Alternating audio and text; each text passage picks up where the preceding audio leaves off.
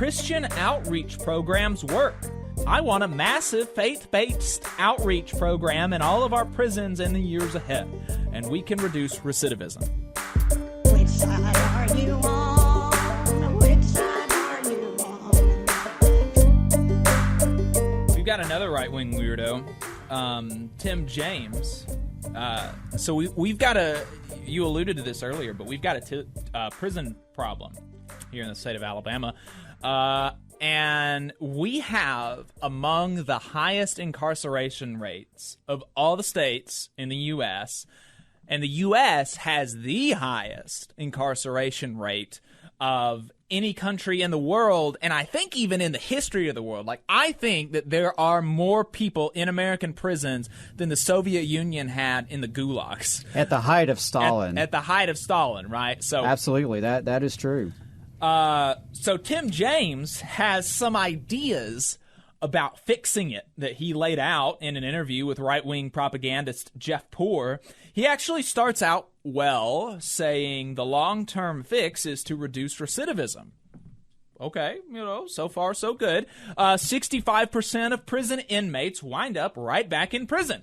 So if you can bring the recidivism down from 65 to, let's say, 45%, that is a tremendous savings in money because it costs about $25,000 to incarcerate an individual in our prisons. Okay, that's so far so good, right? So how does he propose that we do that? Does he support sending fewer people to prison in the first place? Because we know that just the act of sending somebody to prison makes them more likely to go back. Does he support maybe a massive public jobs program in impoverished areas? Because we know that poverty is a leading indicator of crime.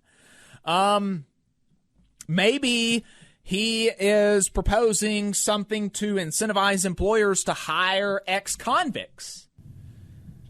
Those are all logical, reasonable solutions to our prison crisis in this state.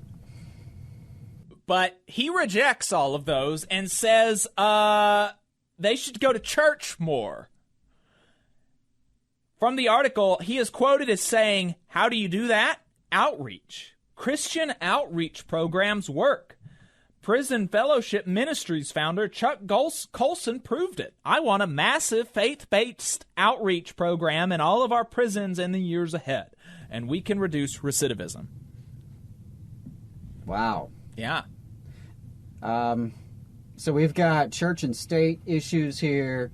We've got the fact that, it just doesn't work. And then the fact that this doesn't actually address the problem of people being arrested, right? Yeah. So, but hey, they'll pray for you. They'll pray for you. They don't mind locking you in a cage, maybe even keeping you there in solitary confinement for 23 hours a day. They don't mind you going into a facility that's dangerous and overcrowded, where you may contract a disease, where you may be beaten, where you may be killed.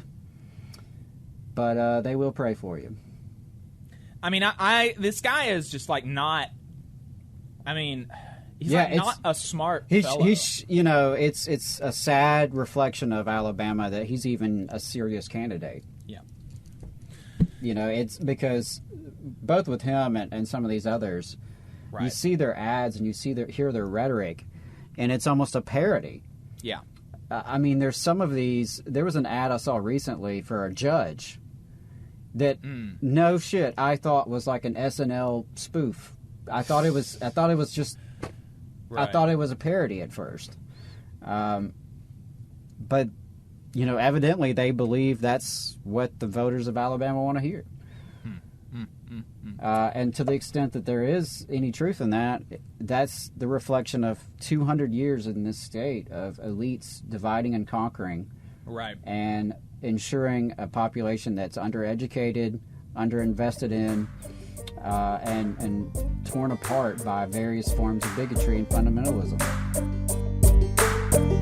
You just saw a clip from the Valley Labor Report. We are live every Saturday morning from 9:30 a.m. till 12:30 p.m. And we pride ourselves on keeping all of our content free to everybody so that we can talk to as many working folks as possible. If you support the work that we're doing, you think that it's important, you think that it's good, then consider making a monthly contribution to the project, and you can do that on our website, tvlr.fm.